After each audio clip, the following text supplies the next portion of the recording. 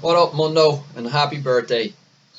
It's good to see you finally found a woman to take care of you after all these years. So, she's got us a few questions that we have to answer. So, question one: where do I know Ray from?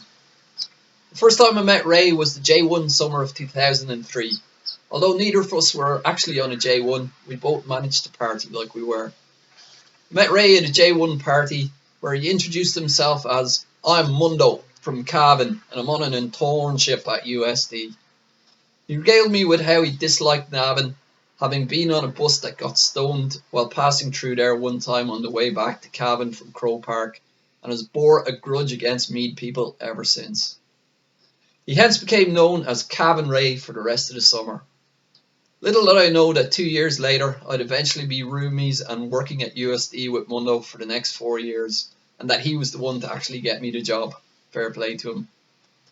Question 2. My fondest, funniest memory of Ray. This is a tough one. So many spring to mind straight away, so where do we begin? I could go the obvious Cavan route and mention that Ray didn't actually buy a car until the age of 38 and that he's got the fattest mattress in all of Ranelagh. But those are all too obvious, and I'm sure they will be covered elsewhere. Or I could mention our recent trip to Liverpool, where Ray had me walking the streets of Liverpool in -1 degree weather on the coldest day of the year, having told me not to bother bringing a coat while he failed to bring his ID, meaning we couldn't get into any bars in town. But no, I'll begin at the beginning. It was the spring of 2005 and Ray arranged a road trip to Coachella. Neither of us wanted to drive, so Ray arranged a ride share for us with the lovely Corey, Leia and Lynn. The ride there was going swimmingly well, and I even thought I might get lucky until Ray decided to not for the first time preemptively eliminate me from the competition by telling the girls that I didn't like them behind my back. This was to become a running theme down the years, but I believe I gave as good as I got. Needless to say, the 4-hour, 3-day hangover drive home was a particularly frosty one and not too enjoyable. And so we move on to 2006.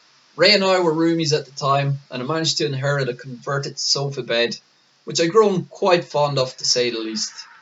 It offered a solid night's sleep for the best part of 6 months, until old Ray took it over for a night, and left me having to sleep diagonally while trying to avoid being spiked in the back, with the 3 boards he'd managed to break throughout the course of the night.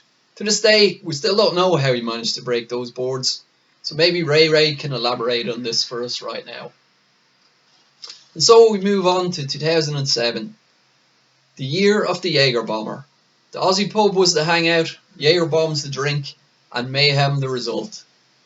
Needless to say, the Jaegers washed away both sense and sense of inhibition. However, it still came as a great surprise to all when old Ray tried to make out with a teammate from Liverpool's wife through the open window of a taxi she was trying to get a ride home in. Luckily, she took it as a compliment, and Ray avoided the beating of his life. And so it was with the grace of God that Ray made it to Paddy's Day 2008.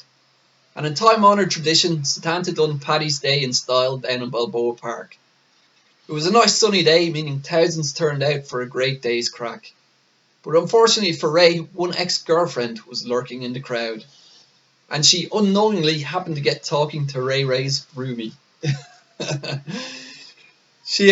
She started telling a story about a date she had gone on with a random Irish guy she met online, and how he had left her stranded in Delmar 15 miles away after driving her there on the date. I was shocked and told her whoever he was, he deserved a good kicking for that. At that point, she proceeded to point out old Ray in the crowd, and the rest of Satanta got informed on his nefarious activities. Eventually, 2009 rolled along. Times were good, the crack was 90, but Ray, our intrepid adventurer, felt the call of home. America collectively breathed a sigh of relief, Jaeger stock plummeted, and everyone's liver has been grateful ever since. Happy birthday, Mundo. Have a good one.